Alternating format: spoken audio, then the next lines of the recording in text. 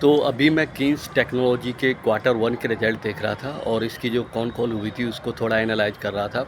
अगर आपने इसकी क्वार्टर फोर की कॉन कॉल अटेम्प्ट की हो तो मैनेजमेंट ने लगभग 40% की गाइडेंस दी थी। उन्होंने बोला था कि 2026 में हम 4500 करोड़ का रिवेन्यू करेंगे।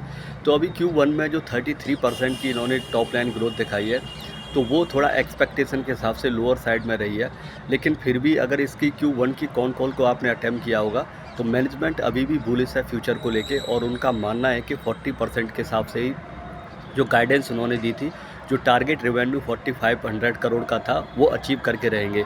इसके लिए आने वाले 3 क्वार्टर में उन्हें थोड़ी सी ग्रोथ ज़्यादा दिखानी पड़ेगी, लेकिन जिस हिसाब से ऑर्डर बुक उनके पास है और जिस हिसाब से पाइपलाइन है उस हिसाब से वो अपने टारगेट को अचीव करेंगे। तो आप देखेंगे इस कंपनी का 40,000 करोड़ का मार्केट कैप है और इसका जो रिटर्न ऑन इक्विटी आरओसी दोनों ही डबल डिजिट में लोअर साइड में है। तो मॉडरेट कह सकते हैं आप, कुछ खास ज़्यादा अभी है नहीं है क्योंकि अभी काफ़ी ज़्यादा केपेक्स वगैरह किया है कंपनी ने। लेकिन जो इस कंपनी की सबसे ज़्यादा थोड़ा सा परेशान करने वाली बात है वो है इसका प्राइस टू अर्निंग। 139 का प्राइस टू अर्निंग है, वहाँ पे 40% की ग्रोथ कुछ खास रिटर्न नहीं देती। लेकिन आप इसको एनालाइज करेंगे तो आपको पता चलेगा 139 का जो प्राइस टू अर्निंग है उसके पीछे का रीज़न है कि ये कंपनी आने वाले दिनों में सेमीकंडक्टर की एक वन ऑफ दी अच्छी कंपनी होने वाली है।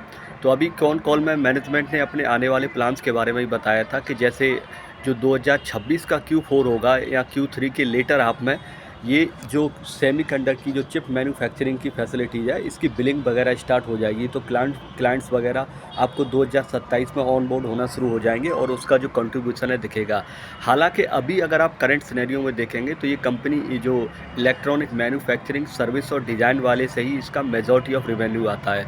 तो देखने वाली बात ये रहेगी कि जब इसकी जो सेमीकंडक्टर वाला जो सेगमेंट इसका शुरू हो जाएगा तो उसके बाद ये कंपनी कैसे ग्रोथ करती है और उसी वजह से इसका जो प्राइस टू अर्निंग है वो काफ़ी महंगा है।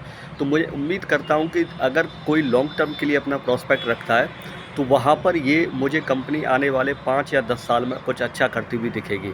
तो देखते हैं कैसा इसका परफॉर्मेंस आने वाले दिनों में रहता है। अभी के लिए बस इतना ही।